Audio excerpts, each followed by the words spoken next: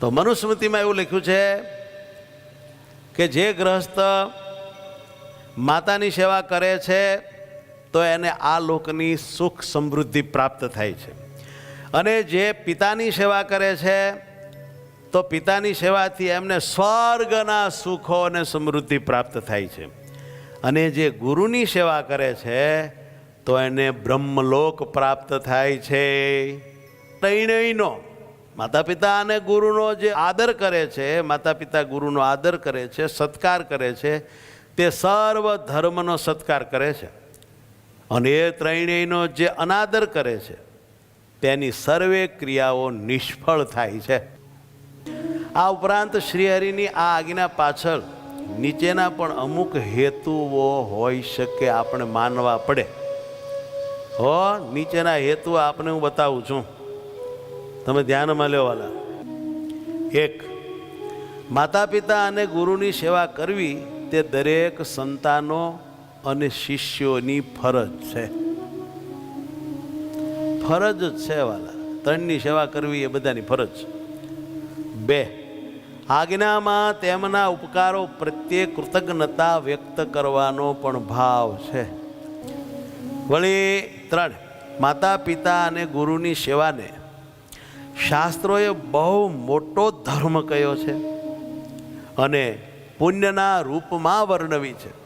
આ જે સેવા છે એ મોટું પુણ્ય છે, એ બહુ મોટો ધર્મ છે એમ બતાવ્યું છે.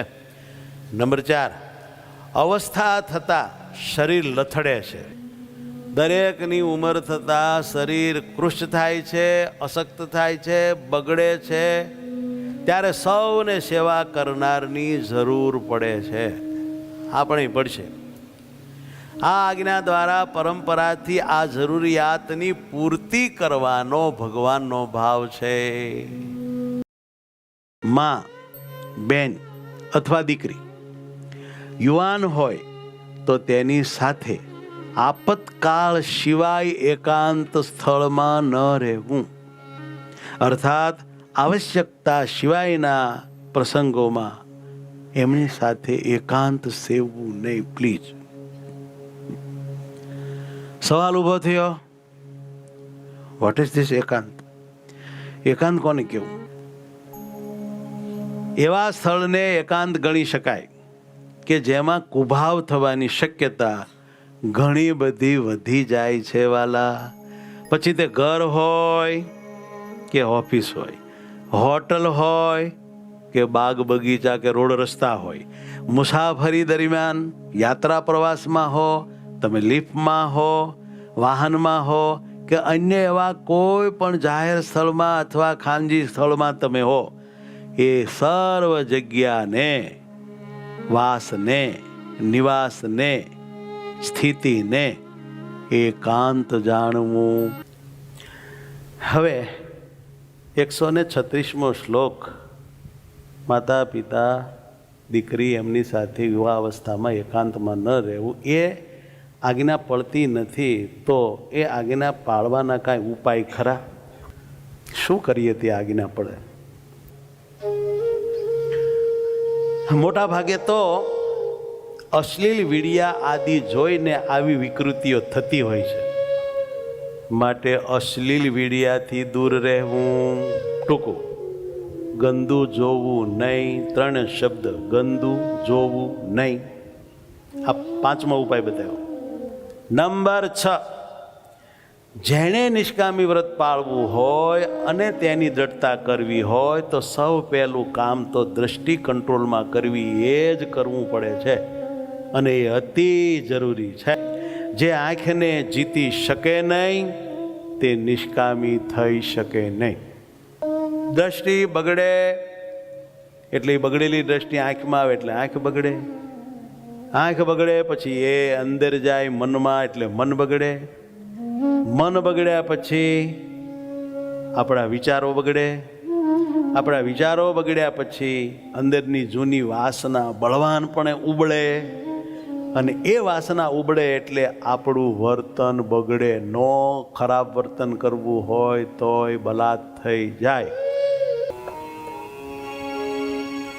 રહેન દ્રષ્ટિ નિયમે જ જેની અજ્ઞાનતા જાણવી એ જ તેની પ્રભુની મૂર્તિ તજી દ્રષ્ટિ જાય તે શુદ્ધ સત્સંગી નહીં ગણાય. લાગણી, લાચારી, લાલચ અને લોભ, આને વશ થવાનું જ નહીં. આ ચાર લ છે ને એ લબાડ છે. આ ચારેય લ, હા, એ લાફો ખવડાવે એવા લ છે.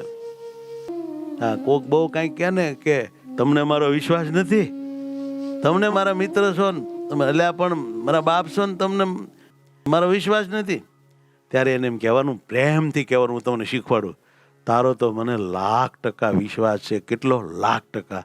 પણ ભાઈ, હાવ સાચું કહું, મને મારા મનનો વિશ્વાસ નથી. માટે લખાણ કરીએ આપણે બે. અને મનનો વિશ્વાસ નહીં કરવાનું ભગવાને કહ્યું છે. અને મને મનનો વિશ્વાસ નથી, અને મનનો વિશ્વાસ રખાય પણ નહીં. હું તો મનનો વિશ્વાસ નહીં રાખી શકું, મારે લખાણ કરવું પડશે. તારા હારું નહીં ભઈલા, મારા હારું કરવું છે. કરજના રૂપમાં કોઈને ધન આપવું કે લેવું, આવો બધો વ્યવહાર સાક્ષી સહિત લખાણ કરી કરાવીને જ કરવો. જો સાક્ષી વગરનું લખાણ કર્યું હોય તો જ્યારે વિવાદ થાય ત્યારે તે લખાણ પ્રમાણરૂપ ન થાય. લખાણમાં લખાણ કરી આપનાર જવાબદાર વ્યક્તિની નામ, ઠામ, અટક વગેરે સહિતની સહી થવી જોઈએ. તેમાં સહી થયાની મિતિ ખાસ લખવી. તમે કહેશો મિતિ એટલે હું?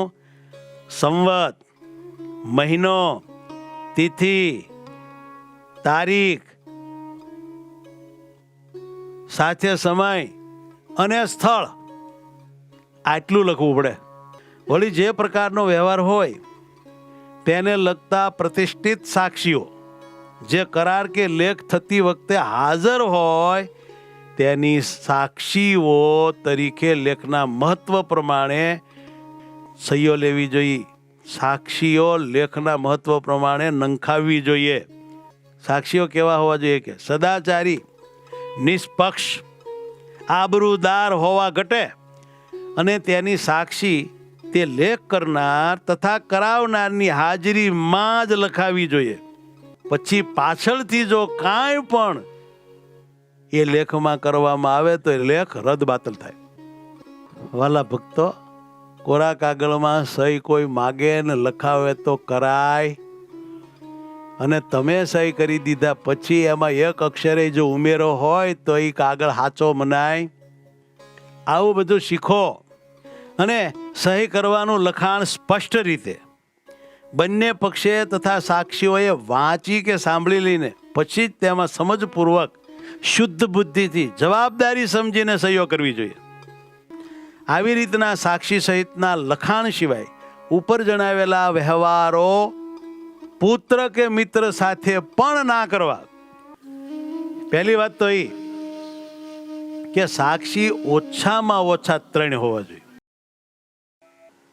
જે રોજે રોજ પોતાના આધ્યાત્મિકતાનો અને પોતાની વ્યવહારિકતાનો હિસાબ નથી લખતા, નામું નથી રાખતા, એ બધા મારી દ્રષ્ટિએ લબાડ માણસો છે. અને જો મારું માનતા હો તો લખવા માંડજો આજથી જ. સ્વામી કે પોતાને ધનની જે આવક ઉપજ હોય એને અનુસારે જ હંમેશા ખર્ચ કરવો. પોતાની આવકના પ્રમાણમાં ખર્ચ કરવો, પણ તેમાં લોભ વૃત્તિ ન રાખવી, પૈસા આપવામાં લૂંચાઈ ન કરવી, તેમજ કરજ પણ ન કરવું. હકીકતે કહું, નિર્ધન રહેવું નહીં, નિર્બળ રહેવું નહીં, અભણ રહેવું નહીં, એકલા રહેવું નહીં. આ બધા દુઃખના કારણો. ગરીબને બધા બહુ દુઃખ આપે, નિર્ધનને બહુ દુઃખ આપે. એનો વાંક એટલો જ, એ નિર્ધન છે એટલો, બીજું કશું.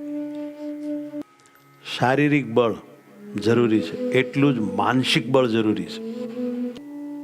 પછી એક વાત યાદ રાખો, સંત બળ રાખવું, ગુરુ બળ રાખવું. કેમ છે? એ તમને ગમે એવા દુઃખમાં પણ હસતા કરી મૂકશે, બહાર કાઢી નાખશે, મૂજાવા નહીં દે, આપઘાત કરવા નહીં દે, બળ હશે તો. અને પછી આત્મબળ રાખવું. અને સૌથી મોટું બળ પરમાત્માનું. બહુત બલી બ્રહ્માંડ में પરંતુ સબસે અધિક બલ ભગવાન. ને પછી એકલા ન રહેવું, સમૂહમાં રહેવું, હવની હારે રહેવું. અને પછી ધ્યાન દો,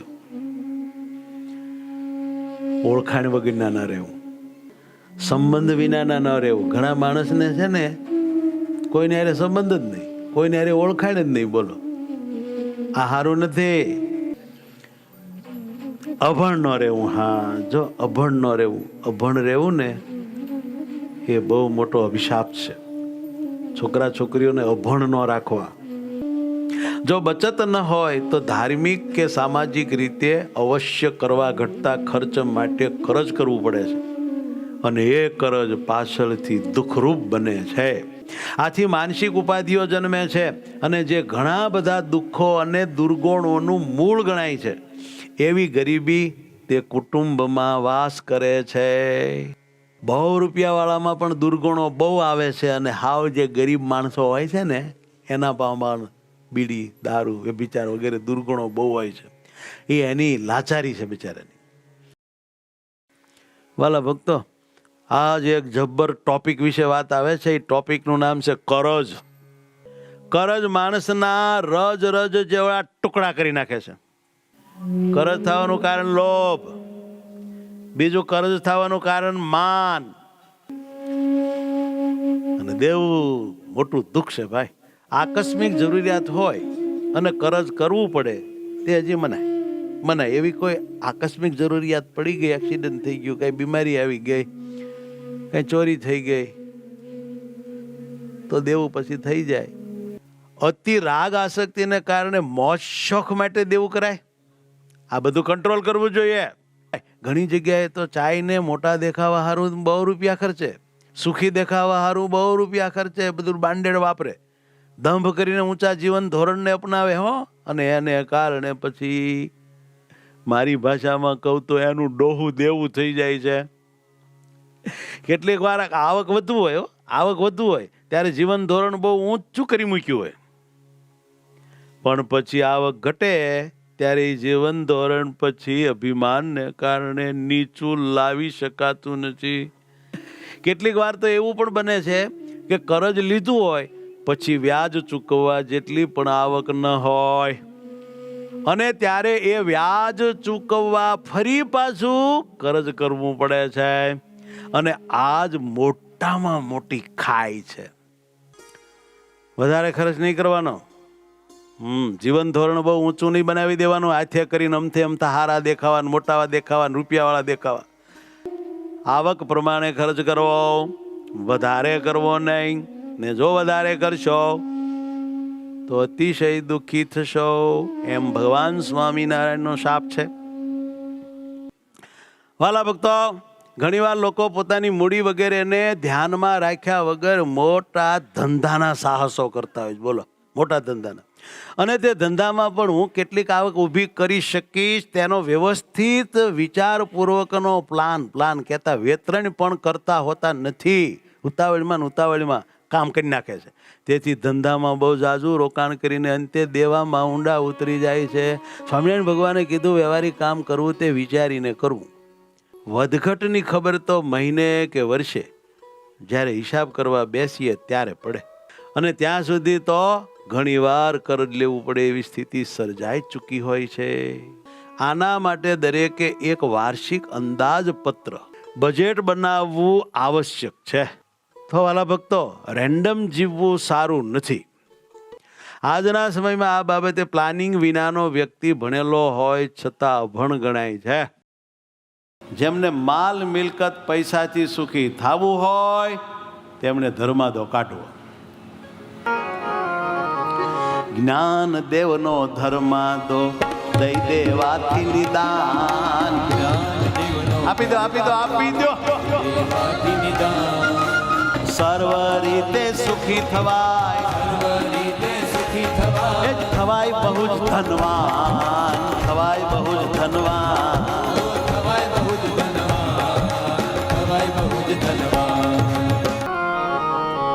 જ્ઞાન દેવનો ધર્માદો જે પોતે ખાઈ જાય એ તો સુખી થતા જ નથી, એ તે તો સુખી થતા જ નથી, અંતે ગરીબ જ થાય, અંતે ગરીબ જ થાય.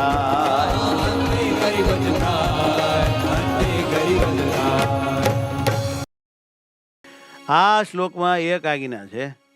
અમારા આશ્રિત ગૃહસ્થાશ્રમી જે સત્સંગીઓ તેમણે પોતાની જે વૃત્તિ અને ઉદ્યમ એટલે ધન ધંધાની આવક, પૈસાની આવક માટે કરાતી જે કાંઈ આજીવિકા, તે થકી પામ્યું જે ધન ધાન્ય આદિક વગેરે વગેરે, તે થકી 10મો ભાગ કાઢીને શ્રી કૃષ્ણ ભગવાનને અર્પણ કરવો. અને જે વ્યવહારે દુર્બળ હોય તેમણે 20મો ભાગ અર્પણ કરવો. 147મો શ્લોક. સુવર્ણ આદિ દ્રવ્યની શુદ્ધિ તો દાન આદિથી જ થાય છે, એમ ભાગવત સ્કંદ 10 અધ્યાય 5 શ્લોક 4 કહ્યું છે. પૃથ્વીની શુદ્ધિ છે ને કાળે કરીને થાય છે. શરીરની શુદ્ધિ, શરીર વગેરે જે પદાર્થો છે એની શુદ્ધિ સ્નાનથી થાય છે, ધોઈ નાખવા જ થાય છે. સંસ્કારથી ગર્ભ આદિની શુદ્ધિ થાય છે. તપથી ઇન્દ્રિયોની શુદ્ધિ થાય, યજ્ઞથી બ્રાહ્મણો શુદ્ધ થાય છે, દાનથી દ્રવ્યો શુદ્ધ થાય છે, સંતોષથી મન શુદ્ધ થાય છે. સંતોષ નહીં તો મન અશુદ્ધ, સંતોષ છે તો મન શુદ્ધ, અને આધ્યાત્મ જ્ઞાનથી આત્મા શુદ્ધ થાય છે. પોતાની કમાણીમાં 10મો કે 20મો ભાગ ભગવાન અર્થે છે એ વિચારથી જ મનુષ્ય અપ્રામાણિક થતા અચકાય છે. આપણે સુવાસિની બાઈઓના ધર્મમાં 160મો શ્લોક આવ્યા છીએ, એના ઉપર આપણે કથા કરી રહ્યા છીએ. રૂપ યૌવન યુક્તસ્ય ગુણિનોન્ય નરસ્યતુ પ્રસંગો નૈવ કર્તવ્યતાભિ સાહજિકોપી ચ. આ આજ્ઞા પાળવામાં મદદરૂપ થતા થોડાક ઉપાયો આપણી આગળ પ્રસ્તુત કરીએ છીએ. એક, લજ્જાવાળો સ્વભાવ હોય તો આ આજ્ઞા લોભથી બચાય. બીજો, પોતાના મનનો વિશ્વાસ ન કરવો, એ પણ બહુ મજાની મદદ પમાય એવી ઉત્તમ વાત છે. મનનો વિશ્વાસ ન કરવો. ત્રીજું, ભગવાનનો ડર રાખવો, ભગવાનથી બીવું. ચોથું, ભગવાનની અને પોતાના ગુરુની આજ્ઞાનું અનુસંધાન રાખવું. પાંચમું, નિયમ રાખી પરપુરુષથી દૂર રહેવું, એનો ડર રાખવો, એવાનો વિશ્વાસ ન કરવો. છઠ્ઠું, મોટાને આંતરિક રિપોર્ટ આપવો. સાતમું, સત્સંગમાં સારા બાના તળે પરપુરુષનો પ્રસંગ વધારે પડતો ન કરવો. 161મો શ્લોક આપણે વિવરણ કરી રહ્યા છીએ. ભગવાન સ્વામિનારાયણ પોતાની સત્સંગી એવી બહેનોને ઉદ્દેશીને કહે છે કે અમારે આશ્રિત જે મહિલાઓ છે તેમણે બીજો પુરુષ પોતાના અમુક અંગો ન ભાળે એ રીતે રહેવું. વળી અનુત્તરિયા ન ભવેત, અનુત્તરિયા ન થવું એટલે કે ઓઢાના વસ્ત્ર વિના રહેવું નહીં. પહેલો લાભ એ થાય, મર્યાદાયુક્ત વસ્ત્રો ખોટા આકર્ષણને ટાળે છે. અનૈતિક વલણ જેમ કે વિકૃત મગજ, ખરાબ વૃત્તિ, ખોટા ભાવ વગેરેથી બહેનોની સુરક્ષા થાય છે અને શાંતિપૂર્ણ જીવન જીવવામાં મદદ કરે છે. બીજી વાત, મર્યાદાયુક્ત પોશાક. ભગવાન કહે છે કે જો અમારા આશ્રિત બહેનો પહેરે તો પતિ પત્નીના સંબંધમાં પણ વિશ્વસનીયતા વધે અને પવિત્રતાનું સદૈવ રક્ષણ થયા કરે. ત્રીજો લાભ, પારિવારિક સંબંધમાં મર્યાદા રહે અને કુદૃષ્ટિથી બચાય છે. ચોથો લાભ, જો અમુક સાત્વિક અને સંપૂર્ણ મર્યાદિત વસ્ત્રો પરિધાન કરેલા હોય તો નારી વિશે પૂજ્યભાવ રહે છે. પાંચમા લાભમાં માતા પિતા વગેરે વડીલોની ચિંતા ઓછી થાય. છઠ્ઠો લાભ, બળાત્કાર વગેરે કેસો બનવાની શક્યતા ઓછી થઈ જાય. સાતમો લાભ, સલામતી અને સ્વમાન જાળવવા માટે યોગ્ય પોશાક ખૂબ જરૂરી બને છે. કહેતા આ પોશાક જો પહેરવામાં આવે તો સમાન જળવાય, સલામતી જળવાય, બધા આવા લાભો થાય. આઠમું, સમાજમાં સ્ત્રી માટે શ્રદ્ધા અને આદર વધે છે. 9મો લાભ, આકર્ષણથી દૂર રહી સત્સંગી સ્ત્રીઓ ભગવાનની ભક્તિમાં વધુ ધ્યાન કેન્દ્રિત કરી શકે છે. આ આજ્ઞા આવા બધા અનેક ફાયદાઓ આપણને કરાવી આપે છે. મનુષ્ય દેહનો નાશ કરવાથી સર્વસ્વનો નાશ થઈ જાય છે, માટે મનુષ્યનો ક્યારેય વધ કરવો નહીં. શાસ્ત્રમાં લખ્યું છે કે બ્રાહ્મણના અવતારની પ્રાપ્તિ માટે વગેરેથી માંડીને કોઈ પણ સ્વર્ગાદિકની પ્રાપ્તિ માટે, કોઈ પણ ફળ માટે, મહાફળની ઈચ્છાથી ક્યારેય તમે ભાઈ સાહેબ મરીશો નહીં, અગ્નિમાં પડશો નહીં, પાણીમાં પડશો નહીં, અનસનાદિક વ્રત લઈ અને તમારા જીવનનો અંત આણશો નહીં. સતાનંદ સ્વામી સમજાવે છે કે કોઈક શાસ્ત્રમાં તીર્થમાં જઈને મરવું એમ કહ્યું છે, એનો અર્થ તીર્થમાં જઈને આત્મઘાત કરવો એમ નથી ભાઈ. તો કે એનો અર્થ એમ છે કે તીર્થમાં જઈને ભગવાનનું ભજન કરો, ભજન કરતાં કરતાં કરતાં કરતાં કરતાં તમારા દેહ ત્યાં પડી જાય અને તમારું કલ્યાણ થઈ જાય, એમ તીર્થમાં જઈને મરવું એમ લખ્યું છે. આમ શાસ્ત્રીય આત્મહિંસા નિષેધ કર્યો અને હવે સ્વભાવજન્ય આત્મહિંસાનો નિષેધ કરે છે થોડો. કે ક્રોધથી, બહુ ક્રોધનો આવેગ ચડી જાય ને ત્યારે માણા ક્યારેક આત્મઘાત કરી બેસે. બેકારીથી, બહુ બેકારી આવી જાય, ગરીબાઈને કારણે કોઈ મહારોગ થયો, એની પીડા સહન થાય એમ ન હોય ને લોકો બધા તિરસ્કાર કરતા હોય, આગળ ચેપ લાગશે ચેપ લાગશે, તેથી કંટાળીને માણા મરી જાય. કુટુંબમાં એવો ક્લેશ જાગે, સાસુ વહુના ઝઘડા, મા બાપના, દીકરા દીકરીના, બીજા ત્રીજા, એમાં કંટાળીને કોઈક મરી જાય છે. ક્યારેક કોઈકને કડવું વેણ મારી દે કે મરી જાને, મરી કૂવો નથી જડતો, એમાં હાડે હાડ લાગી જાય અને કડવા વેણને, અપમાનને સહન નહીં કરીને માણસ મરી જાય છે. ક્યારેક માનહાનિથી માણસ મરી જાય છે. એને એમ થાય કે હવે જો હું રહીશ તો જગતમાં મારું માન નહીં રહે, માટે એવું વાતાવરણ છે કે મારી આબરૂ જતી રહેશે, માટે મરી જાઉં. હમણાં વાત થઈ એવી રીતે અન્યાયથી કંટાળીને કોક માણસ મરી જાય છે.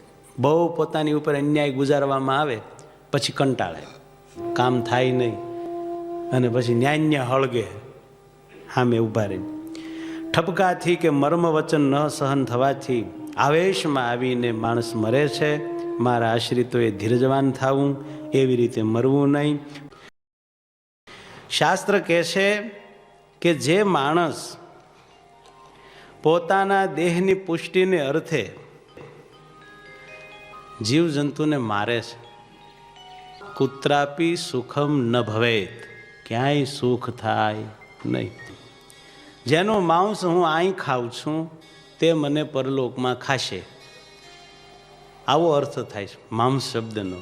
એ જ માંસનું માંસપણું છે. દેશ પરદેશમાં સારા ઊંચી કોમના માણસો પણ પોતાને સભ્ય ગણાવવા સારું માંસ ખાય છે, દારૂ પીવે છે, બીજાને ખવડાવે છે. એમાં આપણે કુદરત નિર્માણ પ્રમાણે શાકાહારી પ્રાણી છીએ, માંસાહારી નહીં. આપણે માંસ ખવાય નહીં. માંસ આપણી તબિયતને, ઓજરીને, શરીરને લાયક નથી. કેમ જે એ આપણા માટે નથી. માંસ ખાવાથી આંતરડાના કેન્સર થવાની શક્યતા છે, અપચો થઈ જવાની શક્યતા છે, કિડની અને લીવરના રોગો થવાની શક્યતા પણ માંસાહારીમાં વધારે દેખાય છે. પછી લો બીપી, હાઈ બીપી જેવા ભયાનક રોગો, માનસિક ટેન્શન, આવું બધું, નિર્ણય શક્તિનો અભાવ વગેરે વગેરે ઘણા નુકસાનો થવાની શક્યતા વધી જાય છે. અને આર્થિક સામાજિક ખુવારી તો ખરી જ, એ તો હારોહાર.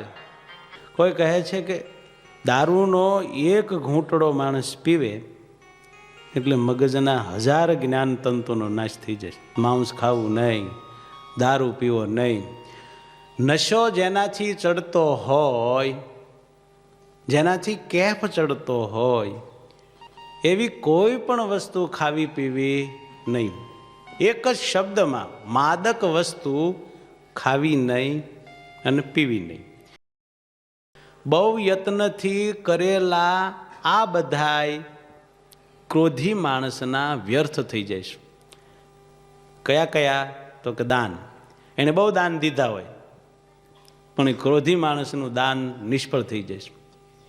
વ્રત બહુ વ્રત કર્યા હોય, બોલો, નિયમો બહુ પાળતો હોય, જ્ઞાન એને બહુ હોય, બહુ ભગવાનનું ધ્યાન કર્યું હોય, બહુ યજ્ઞો કરાવ્યા હોય, બહુ માળા ફેરવી હોય, જપ કર્યો હોય, સ્તોત્ર પાઠ કર્યો હોય, પણ આ બધું યત્ને નાપી કૃતમ સર્વમ ક્રોધી તસ્ય વૃથા ભવેત. ક્રોધ આ બધાને બાળી નાખનારો છે. આપણા સ્વભાવ અને આપણા ક્રોધને વશ રાખો અને જીતો. ભગવાન સર્વ કરતા હરતા છે, ભગવાનનું કર્યું સર્વે થાય છે એમ સમજીએ ત્યારે ક્રોધ જીતાય. ભાઈ, કે ચોરી છે ને એ બીજાના અંતઃકરણને ક્લેશ ઉપજાવનારું કર્મ છે. ક્લેશ કરે છે એ ક્રિયા ધર્મ ન કહેવાય. અને એટલા માટે અમે સાફ કહીએ છીએ કે ધર્મ કરવાની ભાવનાથી તમે ભાઈ સાહેબ ચોરી કરશો નહીં. યમ સ્મૃતિમાં દાનખંડમાં એવું લખ્યું છે કે તમે તમારી વૃત્તિથી, તમે તમારા યોગ્ય ધંધા વેપાર કર્મ વડે કરીને ન્યાય દ્વારા જે ધન મેળવું હોય તે ધનથી જ ધર્મ દાન વ્રત વગેરે જે ખર્ચા કરવાના હોય એ કરજો. હા, અપહૃત્ય પરસ્યાર્થમ, બીજાનું ધન તમે ચોરીને જો દાન કરો તો સદાતા નરકમ યાંતિ. હા, એ દાતા નરકમાં પડે છે. પારિકાની સંપત્તિને આપતકાળમાં પણ મનથી પણ ક્યારેય ન લેવી એને અસ્તેય કહેવાય. મન કર્મ અને વચને ક્યારેય ચોરી ન કરવી, આનું નામ અસ્તેય વ્રત છે. હવે થોડીક ચોરી વિશેના પ્રકારો જાણી લઈએ. એક તો કર ચોરી, પછી દાણ ચોરી, પછી સંઘરાખોરી, પછી નફાખોરી, હેંછકનો નફો તક ઊભી કરીને લેવો અનીતિ કરીને. પછી સેવા ચોરી, સરકારી નોકરી કરતા હોઈએ, આપણી ફરજ પૂરી ન કરીએ. મંદિરમાં તુલસીનો કેરો હોય ને, કેરો, એમાંથી તુલસી તોડીને ઘરે ન લઈ જવા. હું તો ઘણી વખત કહું કે ભાઈ હળી જતું હોય ને તો હળી જવા દેવું, લઈ ન જાઉં, ન પચે, આપણા કામનું જ નહીં, ગ્રહસ્થને. ભગવાન કહે છે કે મારા જે થયા હો ને સ્વામિનારાયણિયા, એ વાત સાંભળી લો બરોબર. કોઈ ધર્મને અર્થે ચોરી કરશો નહીં. મનુષ્ય માત્ર એ ચોરી ના કરાય. ઊંચી જ્ઞાતિ નીચી જ્ઞાતિ ગમે તે આશ્રમ હોય, ચોરી ના થાય.